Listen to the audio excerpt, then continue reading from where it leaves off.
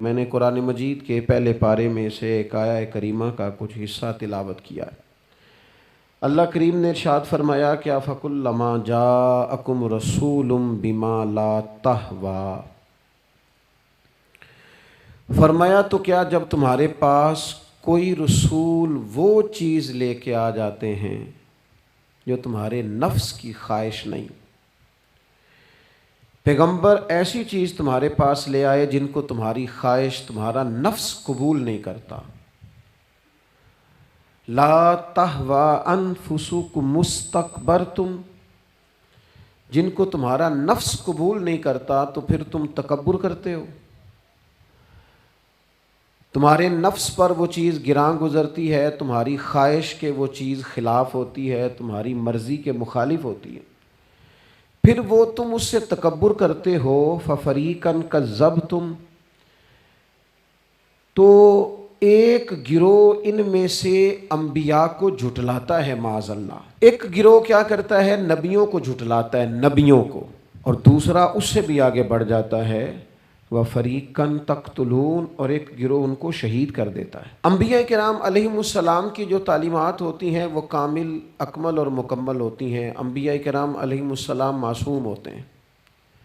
نبیوں میں معاذ اللہ نہ ظاہری طور پر کوئی نقص ہوتا ہے نہ باطنی طور پر نقص ہوتا ہے۔ اللہ تعالیٰ انبیاء کرام علیہم السلام کو بڑے قبیلوں میں پیدا فرماتا ہے، ان قبیلوں میں جو اس دور کے اندر لوگوں میں بڑی قدر کی نگاہ سے دیکھے جاتے ہیں، ان میں نبی آتے ہیں۔ انبیاء کرام کو اللہ تعالیٰ حسن و جمال دیتا ہے، قد و قامت دیتا ہے، ان کو اللہ تعالیٰ پر وجیح چہرے دیتا ہے، کامل تعلیمات دیتا ہے۔ اور سب سے بڑی بات یہ ہے کہ انبیاء معصوم ہوتے ہیں، ان کے اندر کوئی نفسانی خواہش ہی نہیں ہوتی، نبی کوئی خطا کرتے ہی نہیں۔ کامل، مکمل، اکمل تعلیم نبی لے کے آتے ہیں، لیکن اللہ کا قرآن کہتا ہے کہ جب وہ چیزیں تمہاری نفس کی خواہش کے خلاف ہوتی ہیں، چیزیں بالکل مکمل ہیں، کامل ہیں، اکمل ہیں، نبی معصوم ہیں۔ عام آدمی اگر کوئی بات کرتا ہے تو اس کی بات میں نقص رہ جاتا ہے، کمزوری رہ جاتی ہے، کسی دانشور سے، کسی شاعر سے، کسی ادیب سے، کسی آپ جس نے اپنی دانش بینش کے حساب سے کوئی بات کی ہے، آپ اگر اس سے کوئی تربیت لیتے ہیں تو اس کی بات میں کمزوری رہ جائے گی، عام آدمی ہے۔ انبیاء کرام علیہم السلام کی تعلیمات جو ہوتی ہیں وہ ذاتی نہیں ہوتی، وہ وحی الہی کے ساتھ ہوتی ہیں، ان میں کمزوری کوئی نہیں ہوتی، نقص کوئی نہیں ہوتا۔ انبیاء کرام علیہم السلام خوبصورت ہوتے ہیں، نورانی ہوتے ہیں، یعنی کسی بندے نے معاذ اللہ ان سے کوئی ایسی چیز نہیں دیکھی ہوتی جس سے کہ قباحت پیدا ہو، نقص پیدا ہو۔ انسان دور ہٹے، انہیں اللہ تعالیٰ ظاہری، باطنی، معنوی حسن دے کے دنیا میں بھیجتا ہے، کیوں نہیں لوگ مانتے؟ 950 سال حضرت نوح علیہ السلام نے تبلیغ فرمائی، اور میرے بھائی 1.5 دن میں بندہ تھک جاتا ہے، اکتا جاتا ہے، ہف جاتا ہے، عام آدمی کی بات کر رہا ہوں۔ 950 سال تبلیغ کی، اور تبلیغ کرنے والا بندہ کامل ہے، مکمل ہے، اکمل ہے، دردمند ہے، سونا ہے، نہیں ماننے لوگ۔ کیوں؟ قرآن کہتا ہے اس کی وجہ یہ ہے کہ چیزیں وہ ہیں جو ان کے نفس کی خواہش کے خلاف ہیں، جو یہ ان کے نفس کی اور باطنی جو خواہشات ہیں ان کے مخالف ہیں، نہیں مانتے۔ حضرت موسیٰ کلیم علیہ السلام بنی اسرائیل کو نجات دینے کے لیے آئے تھے، راحت دینے کے لیے تشریف لائے تھے، لیکن آپ ان کے مطالبات دیکھیں کس قدر تکلیف دی۔ کبھی کہتے تھے نہیں مانتے جب تک اللہ کو اعلانیہ نہ دیکھ لیں، کبھی وہ کوئی مطالبہ لے کے آ جاتے، کبھی وہ پانی کا مطالبہ کرتے اور کہتے 12 چشمے الگ الگ چاہیے، کبھی وہ من و سلوہ کا مطالبہ کرتے، کبھی کہتے من و سلوہ تو آتا ہے پر ایک جیسا کھانا ہے، ہمیں تو الگ الگ چاہیے، وہ اجناس چاہیے جو زمین سے اگنی ہے۔ حضرت موسیٰ خوبصورت تھے، نورانی تھے، پر وجیح تھے، اور کمال یہ ہے کہ رب کے اتنے پیارے ہیں جن سے رب کلام فرماتا ہے، لیکن قوم ہے کہ تسلیم کرنے کو تیار نہیں، ماننے کو تیار نہیں۔ فقط اتنی بات ہے کہ وہ تعلیمات وہ ہیں جو ان کے نفس کی خواہش کے خلاف ہیں، اور ذرا سا انہیں موقع ملا، حضرت موسیٰ علیہ السلام 40 دنوں کے لیے کوہ طور پہ تشریف لے گئے تو پیچھے سے ایک بچڑے کی پوجا شروع کر دی۔ جناب کلیم واپس آئے تو پھر طرح طرح کی ہیلے بازیاں، حضرت یوسف علیہ السلام کا تو حسن مشہور ہے نا ساری دنیا میں، دنیا جانتی ہے نا کتنے سونے تھے، تو کیا اتنا خوبصورت آدمی بھی کنویں میں ڈال دیا جاتا ہے؟ کیا اتنا حسین آدمی بھی بازار میں بیچ دیا جاتا ہے؟ کیا اس قدر شخص جو ظاہری باطنی طور پر نورانی ہو، اس شخص پر بھی الزامات دھر کے جیل میں ڈال دیا جاتا ہے؟ مخلوق تو فنکار ہے اس درجہ کے پل بھر میں سنگے در کعبہ سے بھی اصنام تراشے، اور تم کون ہو کیا چیز ہے داغے کبابی، لوگوں نے تو مریم پہ بھی الزام تراشے، حضرت مریم سلام اللہ علیہ پر بھی، اور جناب عیسیٰ جن کو اللہ نے کھلے معجزات دیے، کوئی ضرورت تھی کسی اور چیز کی؟ جو بچہ پنگوڑے میں ہی کہہ رہا ہے انی عبداللہ، میں اللہ کا بندہ ہوں، کھلے معجزات اور وہ بھی پنگوڑے میں۔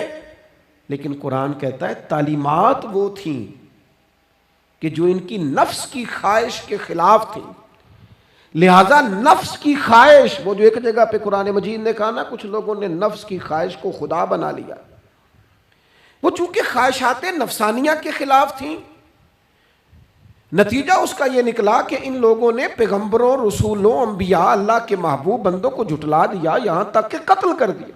حضرت زکریہ علیہ السلام جیسے لوگوں پر آرے چلا دی، شہادتیں ہو گئی انبیاء کی۔ وجہ کیا تھی؟ نفس کی خواہش کے خلاف تعلیمات تھی انبیاء کی، نہیں تسلیم کیا۔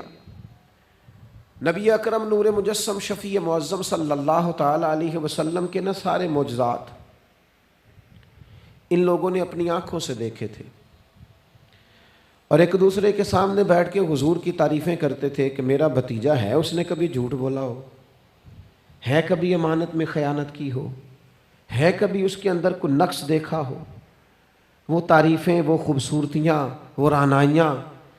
لیکن جب حضور نے اعلان نبوت کیا نا، اب وہ جو خواہشات نفسانیہ تھی نا، وہ جو باطن کے اندر خواہشات مچلتی تھی، میں سردار ہوں، میرے ڈھیر سارے غلام ہونے چاہیے، میں کسی کو اپنا داماد قبول نہیں کرتا لہذا بیٹی کو زندہ دفن کروں گا، میں یہ کیسے قبول کر لوں کہ غریب آدمی میرے برابر میں آ کے بیٹھ جائے، برادری کی اونچ نیچ کیسے چھوڑ دوں۔ کل تک کہہ رہے تھے آپ صادق ہیں، آپ امین ہیں، آپ حسین ہیں، آپ باوقار ہیں، ہر چیز بیان کر رہے تھے، اور جیسے ہی کہا حضور نے کہ میں اللہ کا رسول بن کے آیا ہوں، جب ماننے کی باری آتی ہے نا، ماننے کی، حضور علیہ الصلوۃ والسلام پہاڑی پر تشریف فرما ہے، اور کریم محبوب علیہ الصلوۃ والسلام نے اونچی پہاڑی تھی، اس طرح کوئی آدمی یہاں دیوار پہ اوپر کھڑا ہو جاتا ہے تو آپ تو اس طرف نہیں دیکھ رہے، وہ ادھر بھی دیکھ رہا ہے، ادھر بھی دیکھ رہا ہے۔ اونچی پہاڑی پر حضور کھڑے ہو گئے، اور کھڑے ہو کے فرمایا اگر میں تم سے کہوں کہ پہاڑی کے اس پار دشمن ہے اور وہ تیاری کر کے آ چکا ہے، تم پر حملہ آور ہو جائے گا، کیا میری بات مان لو گے؟ دیکھا نہیں تم نے، میں کہہ رہا ہوں دشمن ہے، تسلیم کرو گے؟ سارے مکے کے لوگ جمع تھے، کہنے لگے کیوں نہیں مانیں گے، آپ صادق بھی ہیں اور امین بھی ہیں، آپ کی زبان سے کبھی جھوٹ نکلا ہی نہیں۔ یہ خاص پیغام حسین کانفرنس میں عرض کرنا ہے آپ کو، بھئی میں اگر کہوں کہ اس طرف دشمن آ گیا ہے، تم نے نہیں دیکھا، میری زبان پر اعتبار کرتے ہو؟ یا رسول اللہ آپ صادق اور امین ہیں، آپ نے کبھی جھوٹ بولا نہیں، خیانت کی نہیں، 100% یقین ہے، مان لیں گے؟ یہ بات ماننے کو تیار ہیں، یہ بات تسلیم کرنے کو تیار ہیں کہ آپ صادق اور امین ہیں، تو حضور نے فرمایا جس زبان سے تم یہ ماننے کو تیار ہو نا کہ اس طرف دشمن کھڑا ہے حملہ کر دے گا، اس زبان سے یہ بھی مان جاؤ کہ میں اللہ کا سچا رسول بن کے آیا ہوں۔ آپ میری بات کو سمجھیں، تھوڑی دیر پہلے بیک وقت کہہ رہے ہیں بالکل آپ جو کہتے ہیں حق اور سچ ہے، اور اب جب کہا میں رسول ہوں مان جاؤ، تو معاذ اللہ تعالیٰ ابو لہب کہنے لگا آپ کے ہاتھ ٹوٹ جائیں، آپ نے ہمیں اس کام کے لیے بلایا تھا، طرح طرح کی بولیاں بولنے لگے۔ جب مفادات پر چوٹ لگتی ہے، جب خواہشات نفس کو چھوڑنا پڑتا ہے، جب ذرا اپنی طبیعت پر کچھ چیزیں بوجھ بنتی ہیں، میرے اصحاب قبلہ عالم فرمایا کرتے تھے ہمارے دشمن جب ہم پر تنقید کرتے ہیں تو کئی باتیں غلط بھی کرتے ہیں لیکن کچھ باتیں ٹھیک بھی ہوتی ہیں، بجائے اس کے کہ ہم اسی وقت اٹھ کے قبول کریں، تسلیم کریں کہ جناب یہ بات جو آپ نے کیا یہ بالکل ٹھیک ہے، میں کھلے دل سے اس کو قبول کرتا ہوں. اتنی جرت کون کرے؟ اتنی ہمت کا مظاہرہ کون کرے؟ وہ چیزیں جو ہمارے نفس کی خواہش کے خلاف ہوتی ہیں ہم قبول کرنے کو تیار ہی نہیں ہوتے. لیکن جو مزاج دین ہمیں عطا کرتا ہے، وہ دین ہمیں یہ عطا کرتا ہے کہ جب تم یہ دیکھو نا کہ بات جو ہو رہی ہے وہ بات ٹھیک ہے، اگرچہ میرے مفادات کے بھی خلاف ہے، اگرچہ میرے نفس کی خواہش کے بھی خلاف ہے، اگرچہ میری سرداری کے بھی خلاف، ہو سکتا ہے میرا مالی نقصان بھی ہو، لیکن چونکہ ٹھیک ہے لہذا مجھے قبول کر لینی چاہیے. یہ جرت پیدا کریں اپنے دل کے اندر، یہ طاقت پیدا کریں. یہ آج کا پیغام ہے. آپ دیکھیے حضرت فاروق اعظم رضی اللہ تعالیٰ عنہ نے مسئلہ بیان کیا تو جناب فاروق اعظم رضی اللہ تعالیٰ عنہ نے اس مسئلے میں عورتوں کے مہر کے متعلقہ، جو حق مہر ہوتا ہے خاتون کا، اس کے متعلقہ جناب عمر نے کوئی مسئلہ بیان کیا. تو آپ جمعہ پڑھا کے باہر نکلے تو ایک خاتون کھڑی تھی دروازے پر، کہنے لگی امیر المومنین حد ہو گئی ہے، آپ عورتوں کو مہر لینے پر پابندی لگا رہے ہیں، اتنا لینا اتنا نہ لینا، اور اللہ رسول نے کھلی اجازت دی ہے جتنا مرضی لے لیں. اس خاتون نے دلائل پیش کیے. اب امیر المومنین کے سامنے ایک تو ہے کہ عام مرد کے سامنے عورت بات کرے تو لوگ قبول نہیں کرتے، اور 22 لاکھ مربع میل کا حکمران اور جس کے بارے میں معروف ہے کہ ان کا درہ ہر وقت چلتا ہے. اس خاتون نے جناب عمر سے کہا کہ جناب مسئلہ یوں ہے، آپ نے یوں بیان کیا ہے. اب ارد گرد لوگ کھڑے تھے، کسی نے یہ نہیں کہا گستاخ معاذ اللہ تو کیا کہہ رہی ہے، امیر المومنین کے سامنے کلام کرتی ہے. بات حق تھی، کسی نے جرت نہیں کی. ایک شخص حضرت عمر سے کہنے لگے حضور آپ کچھ بولتے کیوں نہیں، کچھ تبصرہ کریں. فرمانے لگے بولنا کیا ہے، ایک مرد نے خطا کی ہے اور ایک عورت ٹھیک کہہ رہی ہے، اس کی بات درست ہے، میں کھلے دل سے قبول کرتا ہوں. نفس پر گرچہ چوٹ لگتی ہے اسے قبول کریں. کیوں حق کے معاملے میں حضرت صاحب بندے بڑے اچھے ہیں، قبلہ بڑے نفیس آدمی، اور جناب ان کی طبیعت بڑی اچھی ہے، تو پھر آپ قبول کر لیں ان کی بات کو. کہتے ہیں آپ دعا کریں میرے لیے میں قبول کر لوں، آپ دعا کریں میں ٹھیک ہو جاؤں. او خدا کے بندے، جسے تو ٹھیک سمجھ رہا ہے اس کی بات کو قبول کر، اس بات کا قائل ہو جا، اس پر عمل کر. ہمارے مزاجوں میں وہ جو نفسانی خواہشات کا غلبہ ہے آج بھی پوری طرح وہ ہمیں اپنی لپیٹ میں لیے ہوئے. ہم سمجھنے کو تیار نہیں ہوتے حق حق ہوتا ہے، اور جب حق واضح ہو جائے پھر نفسانی خواہشات کو نہ دیکھو. نفس ایک بچے کی طرح ہے، اس کی ایک بات مانو گے دوسری خواہش کرے گا، دوسری بات مانو گے تیسری خواہش کرے گا. اللہ کے محبوب علیہ السلام نے دعا فرمائی ہے، مسند امام احمد بن حنبل میں موجود ہے.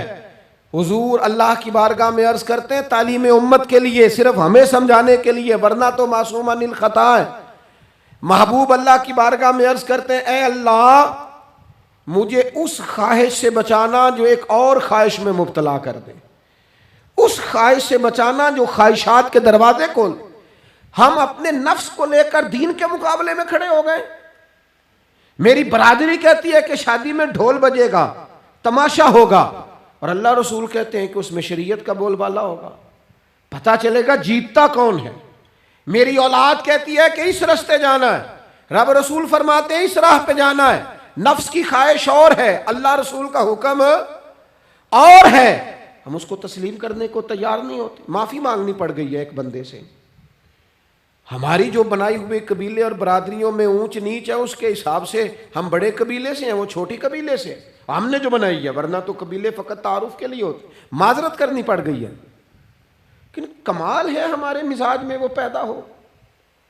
اللہ رسول کو راضی کرنے کے لیے تھوڑی دیر اپنے نفس کو کچلے.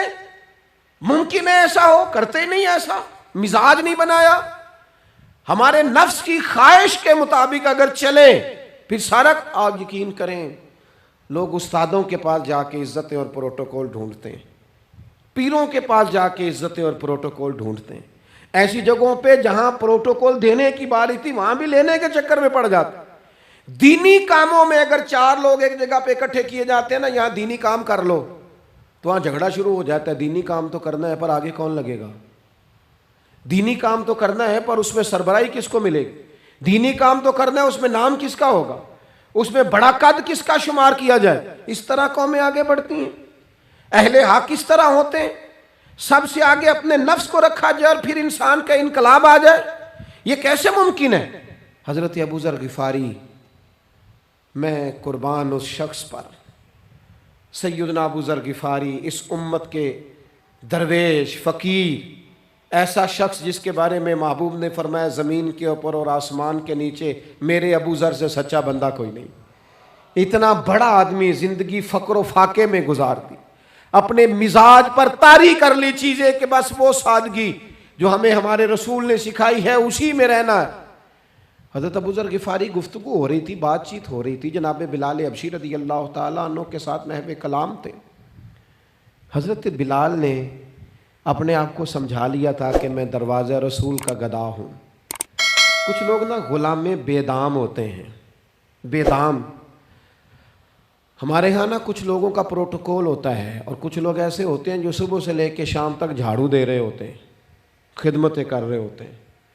میں آپ کو صحیح معنوں میں بتاؤں تو اصل حقدار وہ ہوتے ہیں لوگ، اصل ڈیوٹیاں ان لوگوں کی ہوتی ہیں۔ حضرت بلال حبشی نے طے کر لیا تھا کہ میں نے بس نوکری کرنی اور توجہ سے کرنی ہے۔ اور میں آپ کو دل کی بات بتاؤں، میں نے بڑے کیمرے دیکھے اپنی زندگی میں، میں نے بڑا کچھ دیکھا تھوڑے وقت میں۔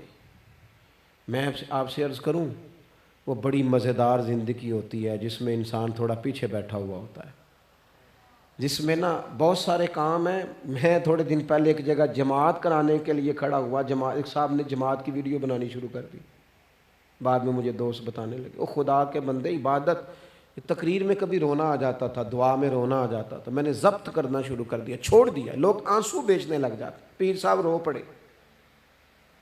پیر صاحب کس بات پہ روئے؟ او خدا کے بندو، پیر کو معافی لے لینے دو اللہ رسول سے، اپنے لیے اپنے سنگیوں کے لیے اللہ کے حضور اسے آنسو بہانے دو۔ کوئی چیز تو کیمرے سے باہر رہے، کچھ چیز تو۔ کیا خوبصورت لفظ ہے مولا علی شیر خدا کے، فرماتے ہیں اسے مبارک ہو جسے تھوڑے لوگ جانتے ہیں، اسے مبارک ہو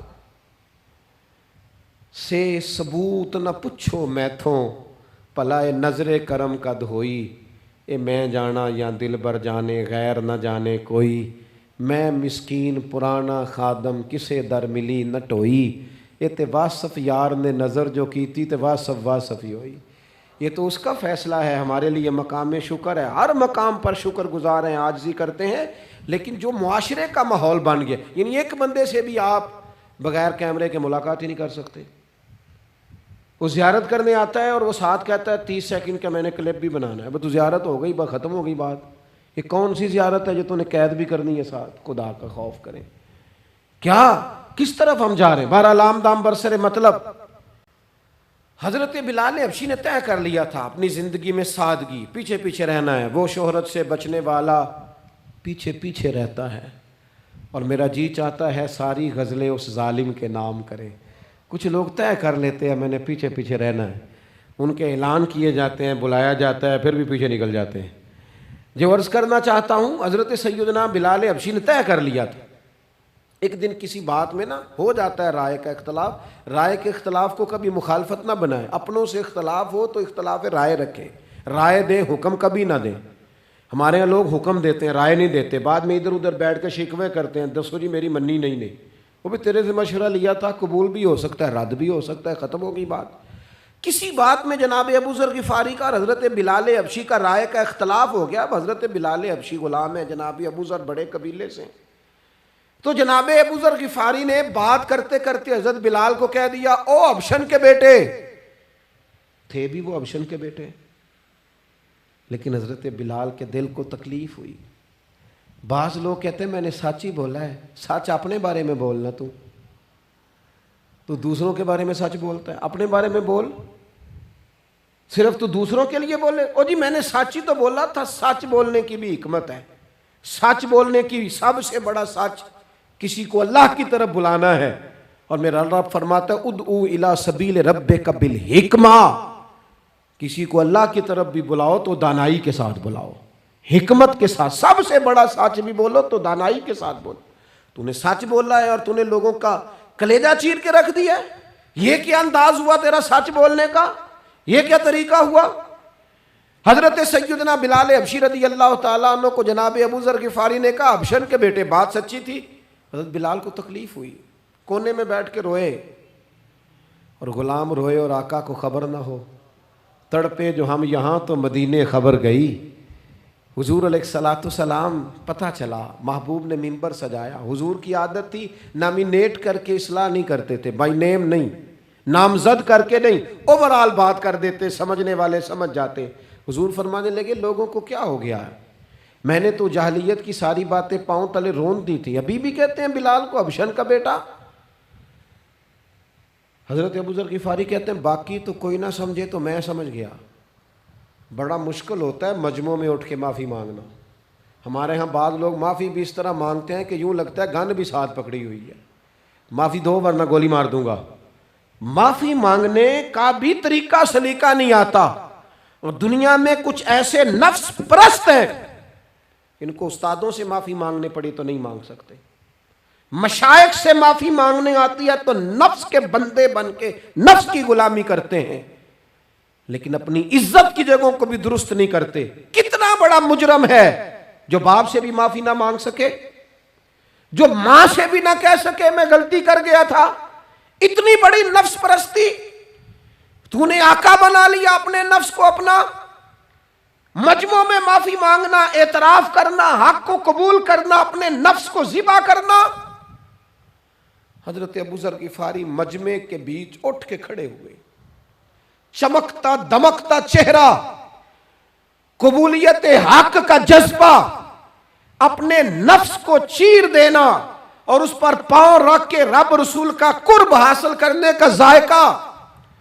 جناب ابو ذر غفاری حضرت بلال کے قریب گئے اور پھر ان کے سامنے لیٹ گئے, رو کے کہنے لگے حبشن کے بیٹے اٹھا اپنا پیر اور رکھ میرے سینے پہ. میں اس قوم کو بتانا چاہتا ہوں کہ تھا تو حبشن کا بیٹا, پر جب سے مدینے والے کا کلمہ پڑا ہے کائنات میں عزت والا ہو گیا ہے.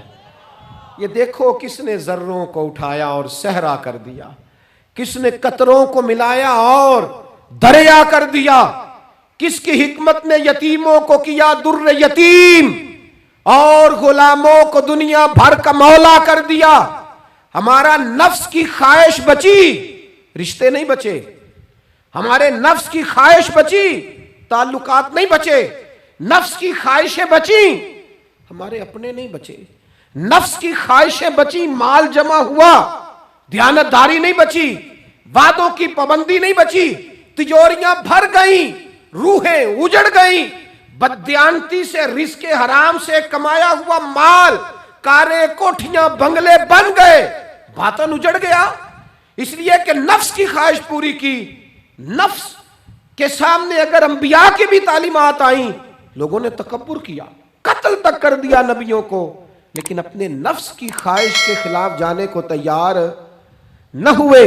خدا را واپس آ جاؤ, خدا را. وقت آیا, یہ وقت بدلتا رہا, یہ دور تبدیل ہوتا رہا. لوگوں نے اپنی بادشاہیاں قائم کرنے کے لیے بڑے بڑے قتل کیے. ہلاکو خان نے انسانی کھوپڑیوں کے مینار بنائے. لوگوں نے بڑے بڑے ظلم کیے, جبر کیے, خوف اور ہراس پھیلایا, اپنے اقتدار پکے کرنے کے لیے بڑے بڑے جبر کیے. پھر کیا ہوا؟ ایسی ایسی بیماریاں لگیں جن کے علاج ہی کوئی نہیں تھے دنیا میں. بھری ہوئی تجوریاں, پیسے باہر گر رہے ہیں, پر ڈاکٹر کہہ رہا ہے تیرا مرض ہی وہ ہے جس کا علاج ہی کوئی نہیں. اللہ تبارک و تعالیٰ کے قانون سے جب لوگ ٹکراتے ہیں پھر پاش پاش ہو جاتے ہیں. وقت گزرا, ٹائم یزید کا آیا. وقت گزرا تو ٹائم عبید اللہ ابن زیاد کا آیا, ٹائم شمر کا آیا. 1450 سال گزرنے کے بعد اس ہزاروں کے مجمع میں سے ایک ایک بچے کو حدیث یاد ہے کہ حسن اور حسین جنتی جوانوں کے سردار ہیں. بتاؤ یزید کو نہیں آتی تھی, شمر کو نہیں پتا تھا, کلمہ تو پڑھتے تھے نا. یہ عبید اللہ ابن زیاد کو نہیں پتا تھا. نبی پاک علیہ السلام کے کندھوں پر حسنین رہے, ان سب کو پتہ نہیں تھا؟ یہ جانتے نہیں تھے کہ یہ وہ حسنین کریمین ہیں جن کو حضور سنتے تھے، فرماتے تھے یہ میرے پھول ہیں دونوں؟ کیا بات رضا اس چمنستان کرم کی، زہرا ہے کلی جس میں حسن اور حسین پھول۔ آج 1450 سال گزرنے کے بعد امت کو حدیث آتی ہے کہ نبی پاک علیہ السلام نے فرمایا جس نے حسن اور حسین سے پیار کیا اس نے مجھ سے پیار کیا، جس نے ان سے بغض رکھا اس نے مجھ سے بغض رکھا۔ کلمہ پڑھتے تھے، مسلمان کہلاتے تھے۔ 10 محرم کو جمعے کا دن تھا، امام حسین امامہ باندھ کے گھوڑے پر بیٹھ کر خطبہ دینے لگے تو ایک شخص اندر سے بول کے کہنے لگا حسین تقریر لمبی نہ کر، ہمارا جمعہ لیٹ ہو رہا ہے۔ بلے نمازیوں، سامنے وہ شخصیت کھڑی ہے جس پر ابھی درود پڑھیں گے نماز میں، اللہم صلی علی محمد وعلی، ابھی درود پڑھیں گے حسین ابن علی پر، ابھی شہید کر کے ابھی درود پڑھیں گے، وہ سامنے کھڑے۔ اور امام حسین کا ایک جملہ تاریخ نے یوں لکھا ہے کہ شاید ریت کے ذرے بھی تڑپ گئے۔ امام علی مقام فرمانے لگے مجھے غور سے دیکھو، تمہیں پتہ ہے میں کون ہوں؟ تم جانتے ہو میں کون ہوں؟ نبی پاک نے فرمایا تھا یہ حسن اور حسین میرے بیٹے ہیں، کیونکہ میری بیٹی کے بیٹے۔ تمہیں پتہ ہے میں کون ہوں؟ سامنے امام حسین کھڑے، فرمایا مجھے جانتے ہو؟ اور امام علی مقام فرمانے لگے میں تمہارے نبی کا نواسا ہوں، اور آج کے بعد تمہیں کسی نبی کا کوئی نواسا نہیں ملے گا، کیونکہ نبی پاک آخری نبی ہیں، اور جب حضور کے بعد کوئی نبی نہیں آئے گا تو کسی نبی کی اولاد کیسے ہوگی؟ تمہیں آج کے بعد کسی نبی کے نواسے کی زیارت نہیں ملے گی۔ میں کیسے آپ سے یہ بات آپ کو عرض کروں کہ سامنے حسین ابن علی بھی ہوں تو لوگ نفس کی خواہشیں پوری کرتے ہیں، لوگ اپنی کرسیاں پکی کرتے ہیں، لوگ گورنریاں پکی کرتے رہے، لوگ گڈ بک میں جانے کے لیے ایک دوسرے کو شاباشیاں دیتے رہے، جشن ہوتا رہا۔ سب سے پہلے ایک شخص نے امام حسین کا قافلہ روکا تھا، اس کا نام حور بن یزید تھا، سب سے پہلے اس نے روکا تھا، وہ ایک لشکر کا سپہ سالار تھا۔ جب امام حسین رضی اللہ تعالیٰ عنہ نے خطبہ پڑھا نا تو حور یزیدی فوج میں تھا، واپس گیا اور عبید اللہ ابن زیاد سے جا کے کہنے لگا، یا جو بھی وہاں لوگ موجود تھے یزیدی فوج کے، ان سے کہنے لگا تم نے تو کہا تھا کہ صرف راستہ روکنا ہے، تم نے تو کہا تھا کہ صرف ان سے کچھ منوانا ہے، تم نے تو جب مجھے بھیجا تھا تو کہا تھا کہ بات تھوڑے معاملات ہیں، اوہ سچ بتاؤ نبی کے نواسے کو شہید کرو گے؟ تم نے تلواریں نکال لی ہیں، نیزے نکال لیے ہیں، تیر نکل آئے ہیں، تیاری مکمل ہے، مجھے سچ بچاؤ، کیا حسین ابن علی کی گردن پر خنجر چلانے لگے ہو؟ سیدہ فاطمہ کا جگر پارا شہید ہوگا، کیا یہ خبر سچ ہے؟ یوں ہوگا؟ تو کہنے لگے ہاں یہی حکم ہے ہمیں، یہی تیاری ہے، یہی پروگرام ہے، یہی پلان ہے، یہی ہوگا۔ کہنے لگا میں اور آپ تو مدینے والے رسول کا کلمہ پڑھتے ہیں، تو کیا محبوب کے نواسے کو ذبح کرو گے؟ جناب علی اکبر کو جن کا چہرہ رسول پاک سے ملتا ہے، حضرت قاسم بن حسن کو، جناب علی کے بیٹوں عباس بن علی کو، حضرت علی کے بیٹے ابو بکر بن علی کو، حضرت علی کے بیٹے عمر بن علی کو، حضرت علی کے بیٹے یہ بھی 3 کربلا میں موجود، حضرت عثمان ابن علی کو، ان کو شہید کرو گے؟ نے کہا ہاں تیاری ہو گئی ہے۔ تو سب کے ضمیر مردہ نہیں ہوتے، ہاں بڑی بڑی سخت جگہوں پہ پھول اگتے ہیں۔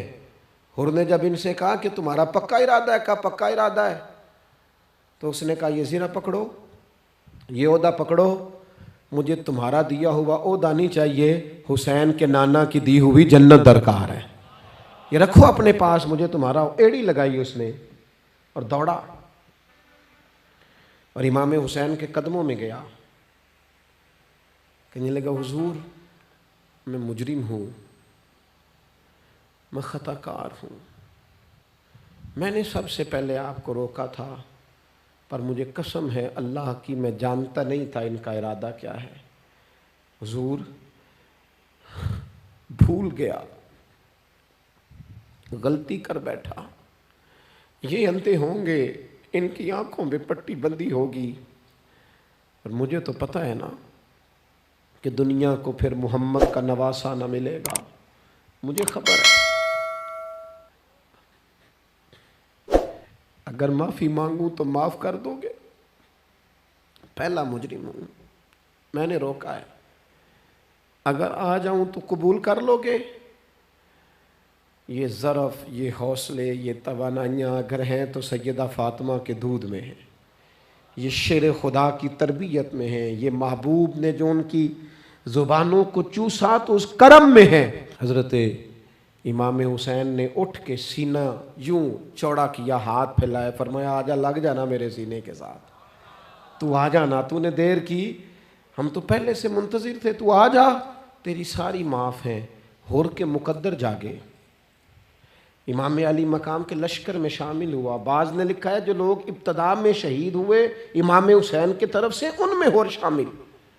خدا را کچھ خواہشات, کچھ نفسانی باتیں چھوڑ دو. سارا دن اپنے آپ کو ہی منواتے رہنا. اپنی ضد کے سامنے لوگ بڑے بڑے ادارے تباہ کر دیتے, بڑی بڑی جماعتیں تباہ ہو گئیں, بڑے بڑے آستانے خیر کے ٹوٹ گئے, لیکن ہماری انا, ہماری ضد, ہمارا تکبر, ہماری اپنے لیے خواہشات یہ ختم نہ ہو سکیں. امام حسین رضی اللہ تعالیٰ عنہ کو جن لوگوں نے شہید کیا, انہیں حضور کا خون نظر نہیں آیا, نفس کی خواہشیں نظر آئیں, جائیدادیں نظر آئیں. لیکن پتہ ہے کمال کیا ہے؟ ہمیشہ جو لوگ حق قبول کرتے ہیں نا, اللہ تعالیٰ انہیں یہ عزت عطا کرتا ہے. دو چار باتیں میری ضرور لے کے جانا. یہی لنگر ہے آج پیغام حسین کانفرنس کا. دیکھو آپ کے والد آپ کو جو سمجھاتے ہیں وہ ٹھیک ہے, یا جو آپ کہہ رہے ہیں وہ ٹھیک ہے؟ غور کرو. آپ کے اساتذہ اور مشائخ جو آپ کو کہتے ہیں وہ ٹھیک ہے, یا جو ضد آپ نے لگا لی ہے وہ ٹھیک ہے؟ اور سب سے بڑھ کر اللہ رسول کا حکم زیادہ مؤثر ہے, یا جو آپ نے اپنی مرضی سے چیزیں طے کی ہیں وہ زیادہ مؤثر؟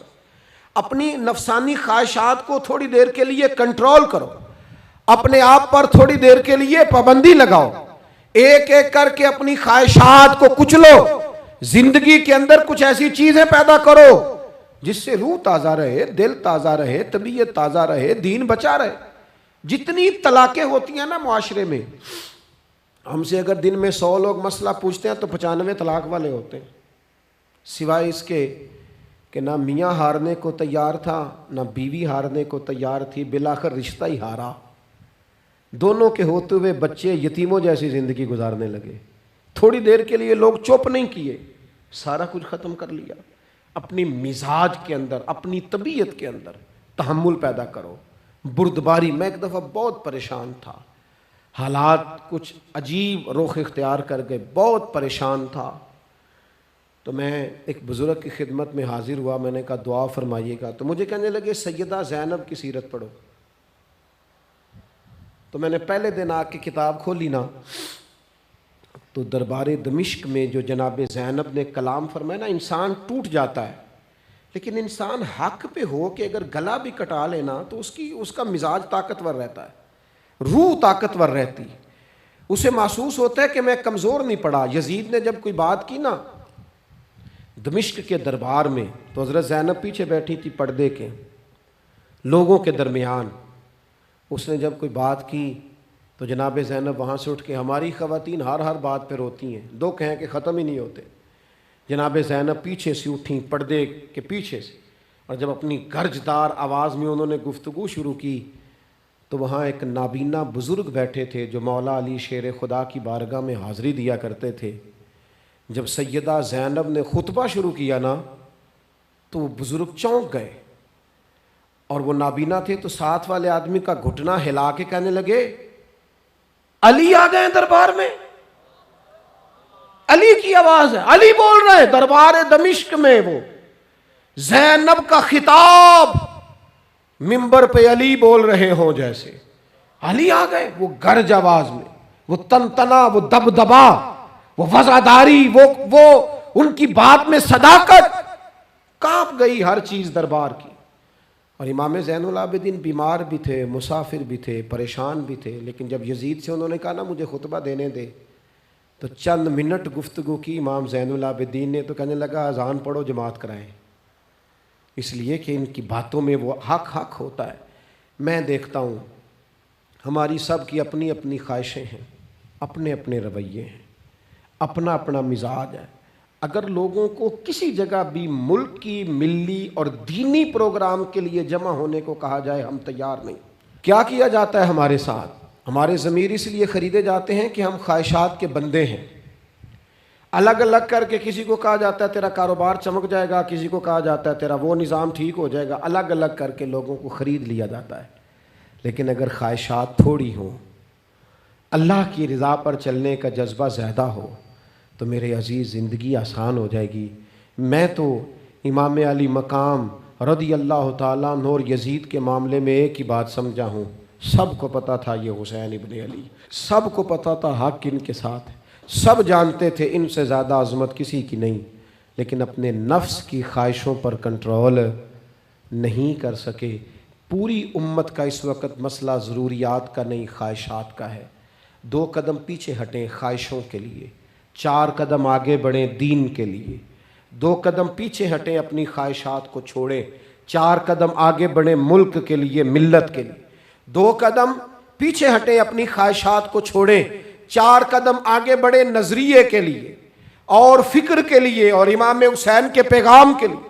آج میں آپ سے گزارش کروں گا، اگر انا بچاؤ گے تو روحانیت نہیں بچے گی، اگر نام بناؤ گے تو کام نہیں ہوگا۔ فاضل بریلوی نے کہا تھا بے نشانوں کا نشان مٹتا نہیں، ہمارا تو مٹتے مٹتے بھی نام ہو ہی جائے گا۔ اپنی زندگی سے نفسانی خواہشات کو نکال دو، ورنہ یہ بڑے بڑے فضیلت معاب لوگوں کے سامنے بھی کھڑی ہو جاتی ہے، بے ادب کرتی ہے، بندے کو یہ گستاخ بناتی ہے معاذ اللہ۔ بڑی جگہ انسان زیادتیوں پہ، آج بھی کچھ لوگ کہتے ہیں فلاں آدمی اتنا نیک ہے تو پھر فلاں بندہ مخالفت کیوں کرتا ہے؟ میں نے کہا جو نبیوں کی مخالفت سے باز نہیں آئے، جو صحابہ کی مخالفت سے باز نہیں آئے، اہل بیت کی مخالفت، جو حسین ابن علی کے سامنے کھڑے ہو گئے، تو نیک آدمی کس کھاتے میں؟ اللہ کا قرآن کہتا ہے یجاہدون فی سبیل اللہ ولا یخافون لومۃ لائم ذالک فضل اللہ یؤتیہ من یشاء۔ کچھ لوگ اللہ کے راستے میں جہاد کرتے ہیں تو لوگ ان کی ملامت بھی کرتے ہیں، انہیں برا بھی کہتے ہیں، پر وہ کسی کی پرواہ نہیں کرتے۔ یہ ان پر اللہ کا فضل ہے، اور یہ فضل رب جسے چاہتا ہے اسے عطا کرتا ہے۔ آپ حضرات آج اس محفل سے یہ لنگر لے کے جائیے گا کہ کہیں میری روحانیت کے سامنے میری نفسانی خواہشات تو نہیں کھڑی ہو گئیں۔ تھوڑا سا 2 قدم پیچھے ہٹنا ہے، ہم نے امام علی مقام سے فیض لینا ہے، امام حسین کی عظمتوں کو سلام کرنا ہے، سار اٹھا